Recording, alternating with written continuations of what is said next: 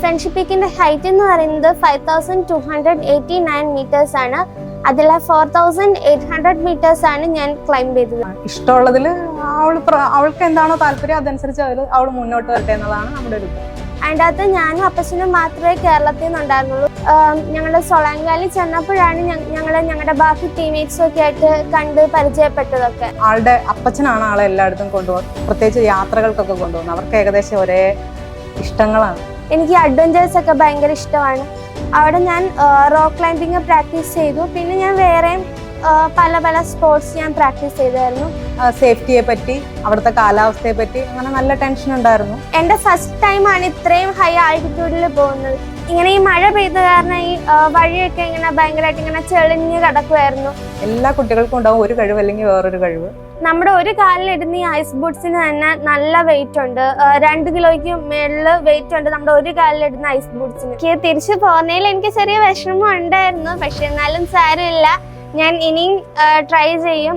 അധ്വാനമുള്ള ആക്ടിവിറ്റീസിൽ സ്പോർട്സിലൊക്കെ engaged ആക്കി കഴിഞ്ഞാൽ അവർക്ക് വേറെ തെറ്റായ രീതിയിലേക്കൊക്കെ പോകാനും ചിന്തിക്കാനും ഒക്കെ ഉള്ള അവസരങ്ങൾ കുറയും.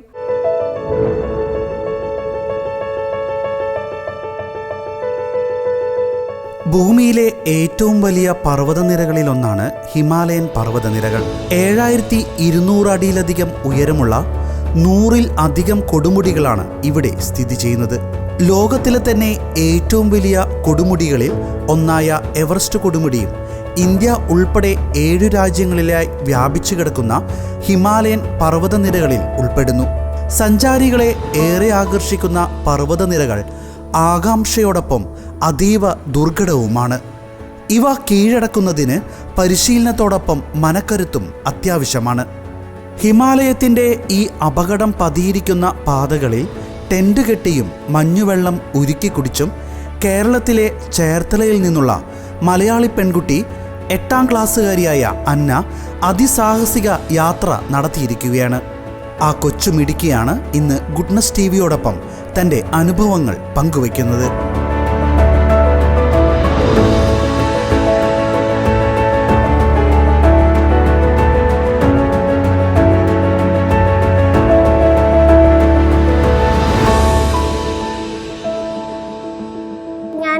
സെന്റ് മേരീസ് ഗേൾസ് ഹൈസ്കൂൾ ചേർത്തലയിലെ 8ാം ക്ലാസ് വിദ്യാർത്ഥിനിയാണ്. ഹിമാലയത്തിലെ ഒരു മൗണ്ടൈൻ റേഞ്ചസ് ആണ് പീർപഞ്ചൽ. പീർപഞ്ചൽ റേഞ്ചസിലെ ഒരു ഹയസ്റ്റ് ആയിട്ടുള്ള പീക്കാണ് ഫ്രണ്ട്ഷിപ്പ് പീക്ക്. ഫ്രണ്ട്ഷിപ്പ് പീക്കിന്റെ ഹൈറ്റ് എന്ന് പറയുന്നത് 5289 മീറ്റേഴ്സ് ആണ്. അതിൽ 4800 മീറ്റേഴ്സ് ആണ് ഞാൻ ക്ലൈംബ് ചെയ്തത്. ഞാനും അപ്പച്ചനും കൂടിയിട്ടാണ് പോയത്. ഞങ്ങളുടെ ടീമിൽ 13 പേരുണ്ടായിരുന്നു. അതിൻ്റെ അകത്ത് ഞാനും അപ്പച്ചനും മാത്രമേ കേരളത്തിൽ നിന്നുണ്ടായിരുന്നുള്ളൂ. ബാക്കി എല്ലാവരും പല പല സംസ്ഥാനങ്ങളിൽ നിന്നിട്ടുള്ളവരായിരുന്നു. എനിക്കൊരു ഫ്രണ്ടിനെ കിട്ടി. ആരാധ്യ എന്നാണ് പേര്. ഹരിയാനയിൽ നിന്നാണ് വന്നിരിക്കുന്നത്. ആരാധ്യയും 8ാം ക്ലാസ്സിൽ തന്നെയാണ് പഠിക്കുന്നത്. മണാലിയിലെ സൊളാങ് വാലിയിലുള്ള ഒരു എക്സ്പെഡീഷൻ ഓർഗനൈസേഴ്സ് ആണ് ബ്രോസ അഡ്വഞ്ചേഴ്സ്. ഞങ്ങളപ്പോൾ ഇങ്ങനെ അവരെ പറ്റി ഇങ്ങനെ സെർച്ച് ഒക്കെ ചെയ്ത് ഞങ്ങൾക്ക് അവരുടെ ഗ്രൂപ്പ് കിട്ടി. അങ്ങനെ ഞങ്ങൾ സൊളാങ് വാലി ചെന്നപ്പോഴാണ് ഞങ്ങളുടെ ബാക്കി ടീംമേറ്റ്സും ഒക്കെ ആയിട്ട് കണ്ട് പരിചയപ്പെട്ടതൊക്കെ. അതിനു മുമ്പ് ഞങ്ങളുടെ കൂടെ എത്ര പേരുണ്ട് അങ്ങനെയൊന്നും ഞങ്ങൾക്ക് അറിയത്തില്ലായിരുന്നു. ആലപ്പുഴ ജില്ലയുടെ വടക്കേയറ്റത്തുള്ള ചേർത്തല എന്ന കൊച്ചു ഗ്രാമത്തിൽ നിന്നും അന്നമേരി കയ്യെത്തിപ്പിടിച്ചത് വാനോളമുയർന്ന സ്വപ്നങ്ങളാണ്. സ്വപ്നങ്ങൾക്ക് ചിറകു നൽകാൻ അവൾക്കൊപ്പം കൂടെ പറന്നത് അവളുടെ പിതാവ് ഷൈൻ വർഗീസും.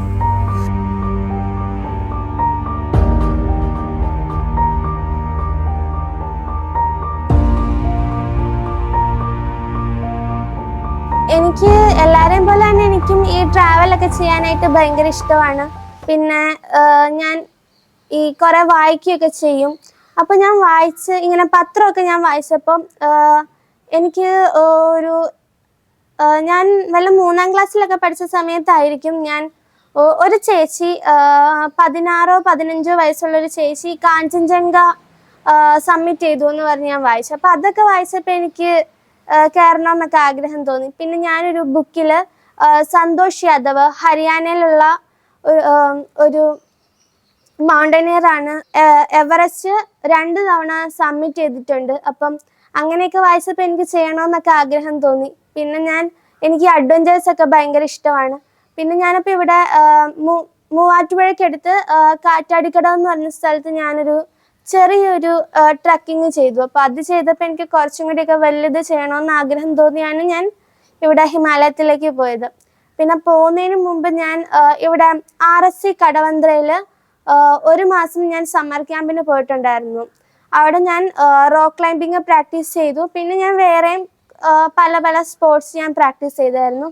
പിന്നെ അപ്പോൾ ഇവിടെ പോകാനായിട്ടുള്ള നമുക്ക് ആ ഒരു സ്റ്റാമിനയ്ക്കൊക്കെ ആയിട്ട് ഞങ്ങളുടെ ഇവിടെ അടുത്തുള്ള ഒരു ജിമ്മിൽ പോയി പ്രാക്ടീസ് ചെയ്യുമായിരുന്നു. സപ്പോർട്ട് ചെയ്യുന്ന വെച്ചാൽ നമുക്കിപ്പോൾ ദൈവം സഹായിച്ച അതിനുള്ള സാഹചര്യങ്ങളും അവസരങ്ങളും ഉണ്ട്. അപ്പോൾ ആൾക്കെല്ലാത്തിലും ഒരു അവസരം ഉണ്ടാക്കി കൊടുക്കുക. ഇഷ്ടമുള്ളതിൽ അവൾക്ക് എന്താണോ താല്പര്യം അതനുസരിച്ച് അവൾ മുന്നോട്ട് വരട്ടെ എന്നുള്ളതാണ് നമ്മുടെ ഒരു ഇത്. പിന്നെ ബിസി ലൈഫ് എന്ന് പറയുമ്പോൾ തിങ്കളാഴ്ച തൊട്ട് വെള്ളിയാഴ്ച വരെ നമ്മൾ ജോലി ചെയ്യാണ്. സാറ്റർഡേ സൺഡേ കിട്ടും. അപ്പോൾ കൂടുതലും ആളുടെ അപ്പച്ചനാണ് ആളെ എല്ലായിടത്തും കൊണ്ടുപോകുന്നത്, പ്രത്യേകിച്ച് യാത്രകൾക്കൊക്കെ കൊണ്ടുപോകുന്നത്. അവർക്ക് ഏകദേശം ഒരേ ഇഷ്ടങ്ങളാണ്. അപ്പോൾ അവർ എല്ലാ സാറ്റർഡേ സൺഡേ തന്നെ കൊച്ചു കൊച്ചു യാത്രകളൊക്കെ ചെയ്യാറുണ്ട്. അവർ പോകുന്നതുകൊണ്ട് എനിക്ക് കുഴപ്പമൊന്നുമില്ലായിരുന്നു.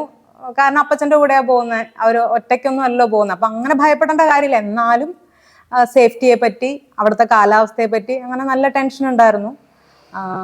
പിന്നെ അതൊരു അനുഭവമല്ലേ. നമ്മളാരും ഇവിടെ ഇരുന്നുകൊണ്ട് അവിടെ അങ്ങനെ ആയിരിക്കുന്നു ചിന്തിച്ചിട്ട് കാര്യമല്ലോ. പോയി അനുഭവിച്ച് എക്സ്പീരിയൻസ് ചെയ്ത് വരട്ടെ എന്ന് തന്നെയാണ്. നല്ല ടെൻഷൻ ഉണ്ടായിരുന്നു. പോയി വന്നു കഴിഞ്ഞപ്പോഴാണ് നമുക്ക് സുരക്ഷിതമായിട്ട് തിരിച്ചെത്തിയപ്പോഴാണ് സമാധാനമായത്. വീട്ടിലെല്ലാവരും സപ്പോർട്ടാണെങ്കിലും അപ്പച്ചനാണ് എപ്പോഴും എൻ്റെ കൂടെ ഉണ്ടാവുന്നതും ഇതുപോലെ യാത്രയ്ക്കൊക്കെ എൻ്റെ കൂടെ വരുന്നതും ഒക്കെ. പിന്നെ വീട്ടിലെല്ലാവരും വരുമെങ്കിൽ കൂടി ഞാനും അപ്പച്ചനും കൂടിയിട്ടാണ് എപ്പോഴും ഇങ്ങനെ ഓരോ യാത്രയൊക്കെ ചെയ്യാറുള്ളത്. എൻ്റെ ഫസ്റ്റ് ടൈമാണ് ഇത്രയും ഹൈ ആൾട്ടിറ്റ്യൂഡിൽ പോകുന്നത്.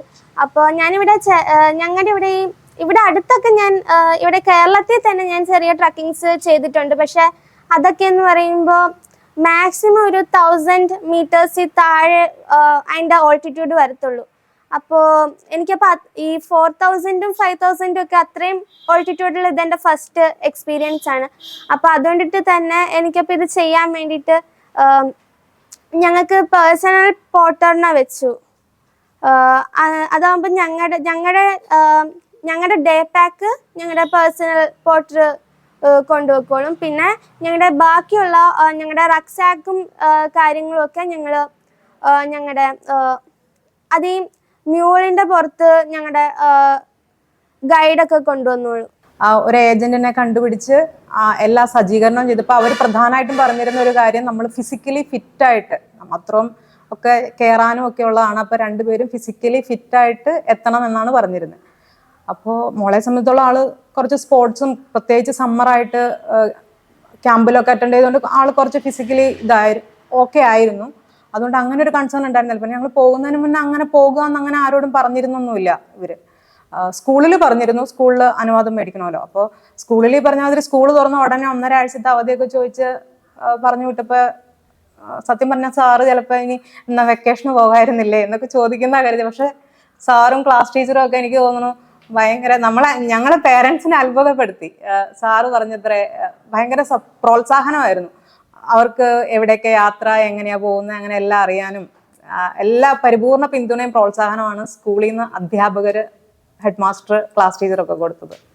പിന്നെ ബാക്കിയുള്ളവർ ഇപ്പോൾ ഫ്രണ്ട്സ് ആണെങ്കിലും എല്ലാവരും പോയി വന്നു കഴിഞ്ഞാണ് യാത്രയുടെ വിവരങ്ങളൊക്കെ അറിഞ്ഞു കഴിഞ്ഞപ്പോൾ എല്ലാവർക്കും ഈ പറഞ്ഞ മാതിരി ഇത് കോമൺ അല്ലാന്ന് തോന്നുന്നു. അല്ലെങ്കിൽ യാത്ര ചെയ്യുന്നവരുണ്ടാകാം, എല്ലാവരും അറിയുന്നില്ലായിരിക്കും. ഇത് അറിഞ്ഞുകൊണ്ടാണെന്ന് തോന്നുന്നു. എല്ലാവർക്കും വലിയ അത്ഭുതമായിരുന്നു. ഒത്തിരി പേര് അന്നമ്മേനെ പ്രോത്സാഹിപ്പിക്കാനും അനുമോദിക്കാനും ഒക്കെ ആയിട്ട് ഇവിടെ എത്തിയിരുന്നു.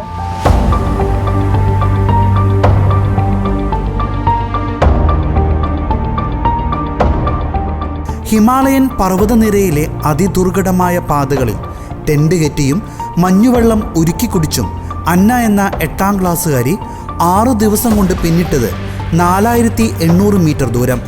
500 മീറ്റർ കൂടി കയറിയിരുന്നെങ്കിൽ ലക്ഷ്യസ്ഥാനമായിരുന്ന ഫ്രണ്ട്ഷിപ്പ് പീക്കിൻ്റെ മുകളിൽ എത്താമായിരുന്നു. ശാരീരിക അസ്വസ്ഥതകൾ മൂലം ദൗത്യം പൂർത്തിയാക്കാൻ കഴിയാതിരുന്നിട്ടും കിളിമഞ്ചാരോ പർവ്വതനിരകളെന്ന പുതിയ ലക്ഷ്യങ്ങളിലേക്ക് ചിറകുവെച്ച് പറക്കുകയാണ് ഈ പെൺകുട്ടി.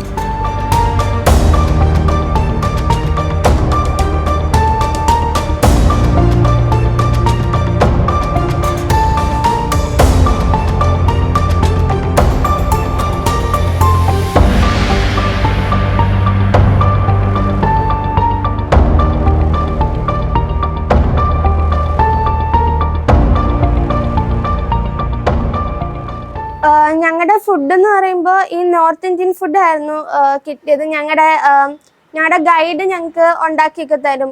രാവിലെയും ഉച്ചയ്ക്കും വൈകിട്ടും ഒക്കെ ഉള്ള ഫുഡൊക്കെ ഞങ്ങളുടെ ഗൈഡ് ഉണ്ടാക്കി തരും. പിന്നെ നമുക്ക് ഇടയ്ക്ക് വേണമെങ്കിൽ നമുക്ക് സ്നാക്സ് കഴിക്കാനായിട്ട് നമ്മൾ ഡ്രൈ റേഷൻ കൊണ്ടുപോയിട്ടുണ്ടായിരുന്നു. ഈ പീനട്ട് ചിക്കി, കാഷ്യൂസ് അതുപോലത്തെ സാധനങ്ങളൊക്കെ കൊണ്ടുപോയിട്ടുണ്ടായിരുന്നു. പിന്നെ വെള്ളം എന്ന് പറയുമ്പോൾ നമുക്ക് അവിടെയൊന്നും നമുക്ക് ഈ വെള്ളം കിട്ടത്തില്ല. അപ്പം ഈ ഐസ് ഇങ്ങനെ ഉരുകി കിട്ടുന്ന ഇങ്ങനെ അരുവിയിൽ നിന്ന് ഇങ്ങനെ കിട്ടുന്ന വെള്ളമൊക്കെ ആയിരിക്കും കുടിക്കുന്നത്. പിന്നെ ഈ ഗ്ലേഷ്യറിൽ നിന്ന് ഇങ്ങനെ ഉരുകി കിട്ടുന്ന ഐസിൽ നിന്നൊക്കെയാണ് വെള്ളം കുടിക്കുന്നത്. ഞങ്ങളിവിടെ കേരളത്തിൽ നിന്ന് ജൂൺ 20 ഞങ്ങൾ പോയി. ഞങ്ങൾ ജൂൺ 22 ഞങ്ങൾ സൊളാങ് വാലിയിൽ വെച്ചിട്ട് ഞങ്ങളുടെ ടീംമേറ്റ്സിനെയൊക്കെ കണ്ടു. പിന്നെ ഞങ്ങൾ 23 ഞങ്ങൾ സൊളാങ് വാലിയിലുള്ള ദുണ്ടിയിൽ നിന്നിട്ടാണ് ഞങ്ങൾ ട്രക്കിങ് സ്റ്റാർട്ട് ചെയ്തത്. ദുണ്ടിയിൽ നിന്ന് ഞങ്ങൾ ലൊഹാളി ക്യാമ്പിലേക്ക് പോയി. ലൊഹാളി ക്യാമ്പിൽ പോകുന്ന വഴിക്ക് ഞങ്ങൾ വണ്ടിയിൽ ആണ് ഞങ്ങൾ ദുണ്ടി വരെ പോയത്. അപ്പോൾ ഞങ്ങളപ്പോൾ വണ്ടി വെച്ചിട്ടാണ് നല്ല മഴ പെയ്തു. അപ്പം ഞങ്ങൾക്കപ്പം നടന്നു തുടങ്ങേണ്ട സ്ഥലമൊക്കെ ആയപ്പോഴേക്കും നല്ല മഴയായിരുന്നു. അപ്പം ഞങ്ങൾ മഴയത്ത് റെയിൻകോട്ടൊക്കെ ഇട്ടിട്ടായിരുന്നു ഞങ്ങൾ നടന്നത്. പിന്നെ ഇങ്ങനെ ഈ മഴ പെയ്ത കാരണം ഈ വഴിയൊക്കെ ഇങ്ങനെ ഭയങ്കരമായിട്ട് ഇങ്ങനെ ചെളിഞ്ഞ് കിടക്കുമായിരുന്നു.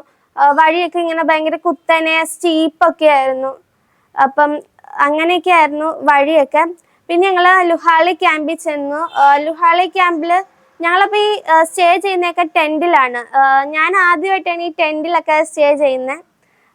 പിന്നെ അങ്ങനെ ലുഹാളി ക്യാമ്പിൽ നിന്ന് ഞങ്ങൾ ദിവസം രാവിലെയാണ് ഞങ്ങൾ സ്റ്റാർട്ട് ചെയ്യുന്നത്.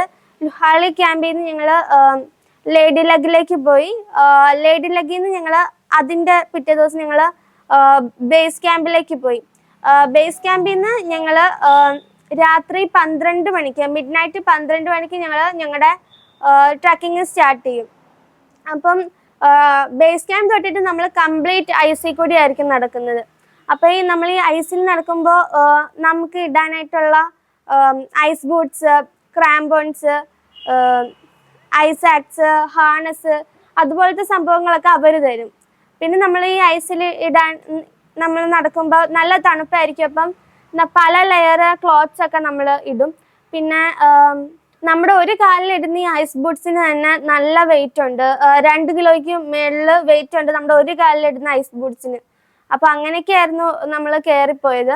പിന്നെ അപ്പോൾ ഈ വഴി എന്ന് പറയുമ്പോൾ 70 to 80 ഡിഗ്രി വരെ സ്റ്റീപ്പായിരിക്കും. അവിടെ ഒരു 4700 മീറ്റേഴ്സ് ഒക്കെ വരെ ഞാൻ ഹൈറ്റിൽ ചെന്നപ്പോൾ എനിക്കൊരു ചെറിയൊരു തലവേദനയൊക്കെ പോലെ തോന്നി.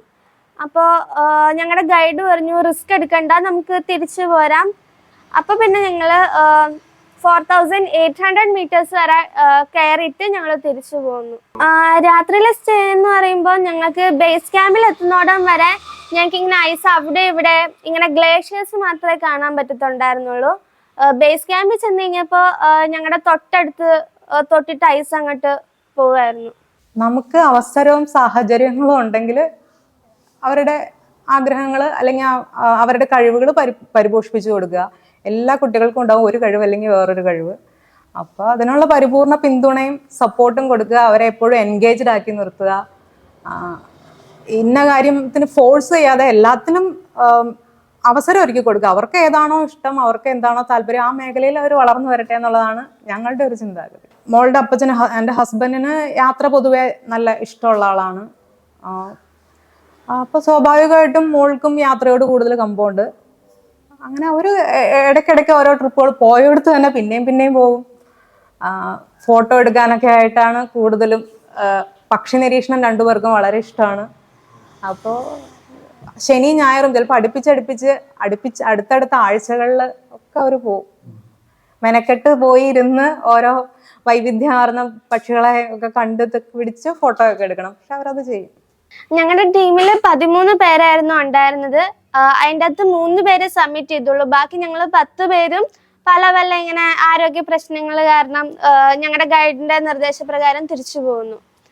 പിന്നെ എനിക്ക് തിരിച്ചു പോകുന്നതിൽ എനിക്ക് ചെറിയ വിഷമം ഉണ്ടായിരുന്നു. പക്ഷെ എന്നാലും സാരമില്ല, ഞാൻ ഇനിയും ട്രൈ ചെയ്യും. എനിക്കിനി എൻ്റെ ആഗ്രഹം എന്ന് വെച്ച് കഴിഞ്ഞാൽ എനിക്ക് 7 സമ്മിറ്റ് ചെയ്യണമെന്നാണ്. എന്ന് വെച്ചാൽ എല്ലാ 7 കോണ്ടിനെന്റ്സിലെയും ഹയസ്റ്റ് ആയിട്ടുള്ള പീക്ക് ക്ലൈംബ് ചെയ്യണമെന്നാണ് എൻ്റെ ആഗ്രഹം. അപ്പോൾ അതിനുള്ളൊരു ചവിട്ടുപടി എന്നുള്ളൊരു രീതിയിലാണ് ഞാൻ ഇവിടെ ഫ്രണ്ട്ഷിപ്പ് പീക്ക് ചെയ്തത്. ഇനിയപ്പോൾ എനിക്ക് ഈ 7 സമ്മിറ്റിൽ ഉൾപ്പെടുന്ന ആഫ്രിക്കയിലെ ടാൻസാനിയയിലുള്ള കിളിമഞ്ചാരോ ആണ് നെക്സ്റ്റ് ചെയ്യാനായിട്ട് ആഗ്രഹം. അപ്പോൾ ഞാനപ്പോൾ കുറച്ചുകൂടിയൊക്കെ ഫിറ്റ്നസ് ഉണ്ടാക്കിയിട്ട് ഞാൻ ക്ലൈംബ് ചെയ്യും. എനിക്ക് വലിയ പേടിയൊന്നും എനിക്കില്ലായിരുന്നു. പിന്നെ യാത്രയിൽ ഞാൻ പ്രാർത്ഥിക്കുന്നൊക്കെ ഉണ്ടായിരുന്നു, ഈശോയോടൊക്കെ ഞാൻ പ്രാർത്ഥിക്കുന്നുണ്ടായിരുന്നു. പിന്നെ ഞങ്ങളുടെ ഓപ്പോസിറ്റ് ഈ മണാലിയിലെ ഹയസ്റ്റ് ആയിട്ടുള്ള പീക്കാണ് ഹനുമാൻ ടിബ. അപ്പോൾ ഞങ്ങൾ ക്ലൈംബ് ചെയ്യുമ്പോൾ ഞങ്ങളുടെ ഓപ്പോസിറ്റ് ഞങ്ങൾക്ക് നോക്കുവാണെങ്കിൽ ഞങ്ങൾക്ക് ഹനുമാൻ ടിബ കാണാം. അപ്പോൾ ഹനുമാൻ ടിബയുടെ ഹൈറ്റ് എന്ന് പറയുന്നത് 6000 meters ആണ്. അപ്പോൾ അത് സബ്മിറ്റ് ചെയ്യുന്നതെന്ന് പറയുമ്പോൾ കുറച്ച് റിസ്ക്കിയാണ്. കാരണം എന്താണെന്ന് വെച്ച് കഴിഞ്ഞാൽ അവിടെ എപ്പോഴും അവലാൻച്ചി ഹിമപാതം ഉണ്ടാവാനായിട്ട് നല്ല സാധ്യതയുണ്ട്. ഞങ്ങൾ ക്ലൈംബ് ചെയ്യുന്ന സമയത്ത് തന്നെ 2 തവണ ഹിമപാതം ഉണ്ടാവുന്നത് ഞങ്ങൾ കണ്ടു. അതിൻ്റെ സൗണ്ട് ഇങ്ങനെ ഈ ഇടിവെട്ടുന്ന പോലെ ആയിരിക്കും അതിൻ്റെ സൗണ്ട്. നമ്മൾ വിചാരിക്കും അത് ഇടിവെട്ടുമായിരിക്കും, പക്ഷെ അത് കൂടുതൽ ഈ അവലാൻച്ച് ഉണ്ടാവുന്നതാണ്. ഞാനും ആരാധ്യയും മാത്രമേ കുട്ടികളായിട്ടുണ്ടായിരുന്നുള്ളൂ. ബാക്കി എല്ലാവരും വലിയ മുതിർന്നവരായിരുന്നു. നമ്മൾ പോലും അറിയില്ലാത്ത ചേട്ടന്മാരും ചേച്ചിമാരും ഒക്കെ അനുമോദനമായിട്ട് ഓരോ സംഘടനയുടെ ഭാരവാഹികൾ അങ്ങനെയൊക്കെ ഇവിടെ വന്ന് മോളെ നേരിട്ട് കണ്ട് അഭിനന്ദിച്ചു. പിന്നെ നമ്മുടെ ഈ കുടുംബശ്രീ ചേച്ചിമാര് ഈ ബ്ലോക്ക് തലത്തിൽ അവരുടെ ഒരു പ്രോഗ്രാം ഉണ്ടായിരുന്നു. അന്ന് മറ്റുള്ള കുട്ടികൾക്ക് ഒരു പ്രചോദനം ആവട്ടെ എന്ന് പറഞ്ഞ് അവിടെ അനുമോദനത്തിനായിട്ട് വിളിച്ചായിരുന്നു. അങ്ങനെ അറിയുന്നവരൊക്കെ ആള് ചെറിയ കുട്ടിയായതുകൊണ്ട് 13 വയസ്സുള്ളതുകൊണ്ട് എന്നുള്ള രീതിയിൽ അനുമോദനമായിട്ട് ഇവിടെ വരുന്നുണ്ട്, ആളെ ക്ഷണിക്കുന്നുണ്ട്. അതൊരു നല്ല പ്രോത്സാഹനം എല്ലാവർക്കും, എല്ലാ കുട്ടികൾക്കും എന്നാണ് ഞാൻ മനസ്സിലാക്കുന്നത്. പിന്നെ നമ്മുടെ കുട്ടികളെയൊക്കെ ഇതുപോലെ ഫിസിക്കലി അധ്വാനമുള്ള ആക്ടിവിറ്റീസിൽ, സ്പോർട്സിലൊക്കെ എൻഗേജ്ഡ് ആക്കി കഴിഞ്ഞാൽ അവർക്ക് വേറെ തെറ്റായ രീതിയിലേക്കൊക്കെ പോകാനും ചിന്തിക്കാനും ഒക്കെ ഉള്ള അവസരങ്ങൾ കുറയും. അവർക്കൊരു പോസിറ്റീവ് എനർജി ഉണ്ടാക്കും. അപ്പോൾ ഇങ്ങനെയൊക്കെ താല്പര്യം ഇഷ്ടമുള്ളവരെ ആ രീതിയിൽ പ്രോത്സാഹിപ്പിക്കുക. അഡ്വഞ്ചറസ് സ്പോർട്സ് നമ്മുടെ എന്താ പറയുക, നമ്മുടെ എനർജി യൂട്ടിലൈസ് ചെയ്യാൻ, നമ്മൾ ആക്റ്റീവായിട്ടിരിക്കാൻ, ഫിസിക്കലി ഫിറ്റായിട്ടിരിക്കാൻ, മെൻ്റലി ഫിറ്റായിട്ടിരിക്കാനൊക്കെ വളരെ ഉപകാരപ്പെടും. അത്യാവശ്യം കുടുംബ പ്രാർത്ഥനയുണ്ട്. സൺഡേസിൽ പള്ളിയിൽ പോവും. അങ്ങനെയാണ്. മോള് സൺഡേ ക്ലാസ്സിൽ പോവും.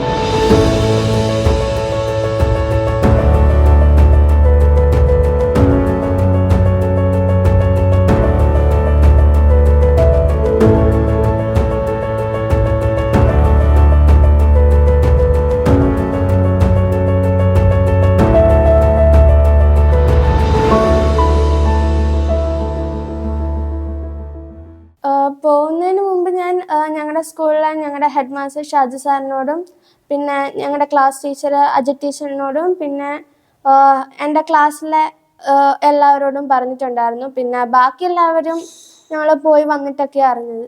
എല്ലാവർക്കും സന്തോഷമൊക്കെ ആയിരുന്നു. എല്ലാവരും സപ്പോർട്ടിങ് ആയിരുന്നു, സന്തോഷമൊക്കെ ആയിരുന്നു എല്ലാവർക്കും. ഹോബീസ് എനിക്ക് ഞാൻ വായിക്കും, പിന്നെ പടം വരയ്ക്കും, പിന്നെ ഇങ്ങനെ വൈൽഡ് ലൈഫും ഫോട്ടോഗ്രാഫിയൊക്കെ എനിക്ക് ഭയങ്കര ഇഷ്ടമാണ്. ഫോട്ടോഗ്രാഫിക്കായിട്ട് ഇവിടെ അടുത്ത് മറ്റേ എഴുപുന്ന ചങ്ങരം വെറ്റ്ലാൻഡ്സ് അവിടെ പോയിട്ട് എടുത്തേക്കുന്ന ഞാൻ ഈ വെച്ചേക്കുന്ന ഫോട്ടോസ് എല്ലാം. ഇതിൻ്റെ അകത്ത് ഈ ഹോൺബില്ലിൻ്റെ ഫോട്ടോസൊക്കെ ഞങ്ങൾ നെല്ലിയാമ്പതി പോയപ്പം എടുത്ത ഫോട്ടോസാണ് ഈ ഹോൺബില്ലിൻ്റെ. ബാക്കിയെല്ലാം ചങ്ങരത്ത് നിന്ന് എടുത്തതാണ്.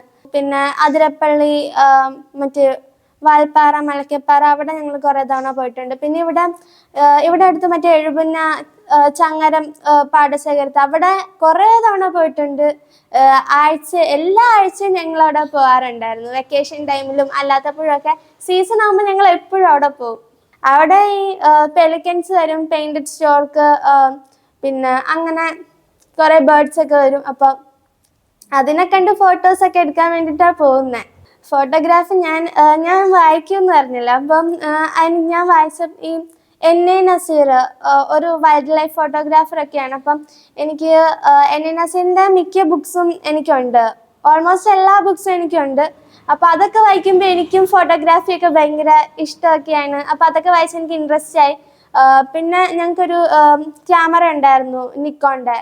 അപ്പോൾ അതിലായിരുന്നു ഞാൻ ആദ്യമൊക്കെ ഫോട്ടോ എടുത്തത്. പിന്നെ ഇപ്പോൾ ഈ ഇടയ്ക്ക് എനിക്ക് ക്യാനൺ മേടിച്ചു തന്നു.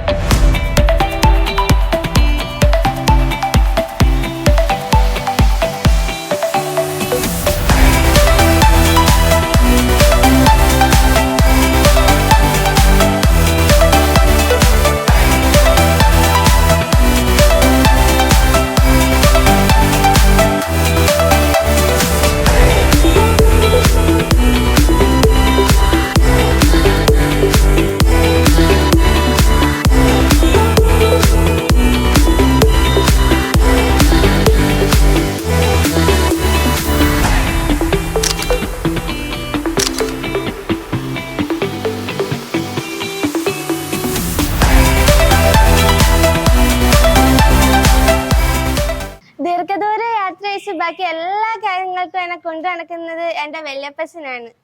പിന്നെ അപ്പച്ചനും അമ്മയും ഇല്ലാത്ത സമയത്ത് എന്നെ ഫുൾ സപ്പോർട്ട് ചെയ്യുന്നത് വല്യപ്പച്ചനും വല്യമ്മച്ചിയുമാണ്. എല്ലാ കാര്യത്തിലും അവർക്ക് സാമർഥ്യവും ധൈര്യവും കിട്ടുന്നത് ദൈവത്തിൻ്റെ അനുഗ്രഹം കൊണ്ടാണ് ഞങ്ങൾക്ക് ഉറപ്പ്. എല്ലാ കാര്യത്തിലും അവർക്ക് അവരുടെ ആ നീക്കങ്ങൾക്കെല്ലാം കൂടെ പോവുകയും അതിന് എല്ലാ പോരായ്മകൾ പറഞ്ഞു കൊടുക്കുകയും ചെയ്യും.